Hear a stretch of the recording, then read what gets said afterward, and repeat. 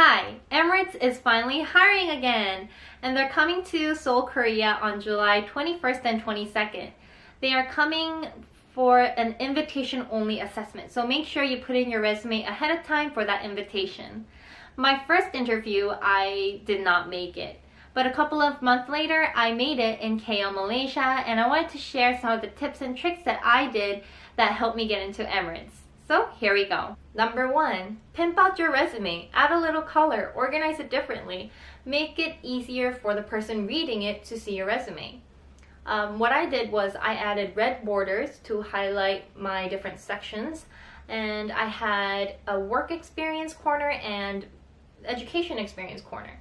I made bold the things that I thought was important to being a cabin crew, like my service experiences, important graduation dates, and teaching experiences, etc., etc. Whatever you may have that you think is important to be a cabin crew, make it bold, make it stand out. And if you're not from an English-speaking country, make sure you add your English test scores. It could be TOEFL, it could be TOEIC, or whatever test there is in your country. Just make sure you add it and bold that too. Number 2, dress to impress.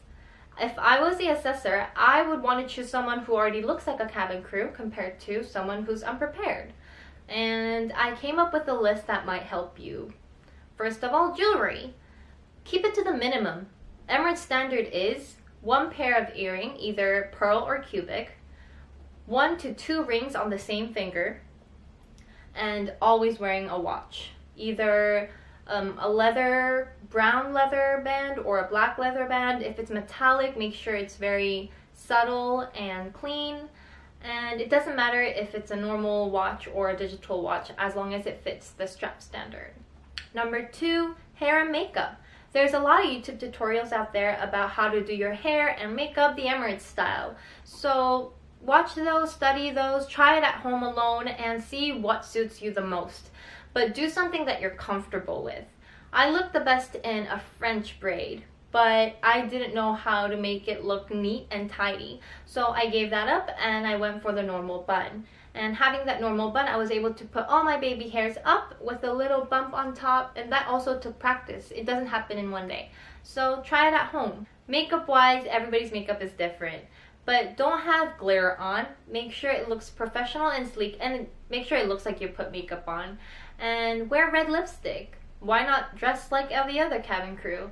But I know that some people are scared, like I was, to put on red lipstick at first, but find a shade of red that suits you. For me, a little bit of orange in my red makes me look better than the typical Sephora red that everybody uses. I look like a corpse wearing that, so choose your color wisely. And again, buy it, try it before the assessment day so that you know what you're doing and you're comfortable in what you're doing. Your nails. Make sure they're either nude, red, or French, white French, or clear. Don't just let it be empty, because first of all, it makes you look unprofessional, and second of all, it's Emirates standard and it's extra points. Number 4, don't forget to wear professional clothes. It doesn't have to be white blouse and black skirt. That was a mistake I made. Wear a blazer. I had a red blazer with a nice white dress underneath in an H-line shape. As long as you look professional, it doesn't matter. Add a little Emirates red in it, it's a plus. Second outfit is always important to have too. The entire assessment might not finish in one day, so if you don't want to look exactly the same as the first day, it's good to have a backup outfit set up. I had a blue blazer and a white blouse with a black skirt. The same thing I had before, except the blue blazer, and it really helped out a lot because I get to switch around and mix match. And for shoes, don't wear stilettos, don't wear strap heels. Wear a classic black matte heel that looks like you're there for an interview. Look professional. If you have tattoos that show on your arms and your legs, then you can't be an Emirates cabin crew. I've seen girls during the interview that had to go home because they have tattoos that are visible. So I won't say hide it, because even if you hide it, you're not supposed to do that to begin with. If you have tattoos anywhere else where it's not visible, then it's completely okay. But just where it's visible, it's a big no-no. Number 3, be friendly, be positive, have a great attitude about this. Everybody is nervous, but in the end, that's not going to get you anywhere. So befriend people. and calm your nerves down, support each other.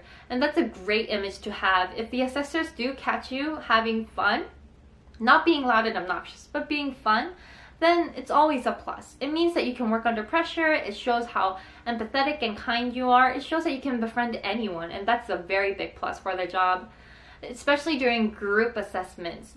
You never want to cut people off. You want to listen to them, acknowledge their point of view, and also be able to state your point of view. If you stay quiet, that's not a very good way to go. And if you cut people off, or if you're rude, if you're very eager to say your opinion, then that's also not a very good way to go. So balance things out. Be kind, but be a leader at the same time. Number 4, make sure you have stories to tell of how you worked under pressure, how you overcame a difficult situation, how you empathize with other people, or how you are in an international situation where you can't really communicate with other people. And just examples of when you were kind and understanding, and when you showed leadership, when you were humble. All these stories will be sent up to the people who will make the final decisions. And you want to show them that you are a great cabin crew material. And so have those stories prepared ahead of time instead of trying to choose something from the back of your head at the spur of the moment. Even if you're going to make up a story, it's better to prepare ahead of time than trying to prepare it on the spot, because then it just sounds like a flat out lie.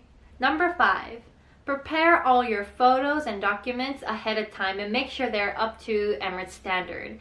I had some formal photos that I turned in that wasn't formal enough. So I had to run around like a headless chicken in the middle of a country that I don't know, looking for a photo studio and looking for places to print. So even if it's in the comfort of your own country, make sure you have everything prepared and have some extra just in case. It will save you a lot of stress and it will put your panic at ease.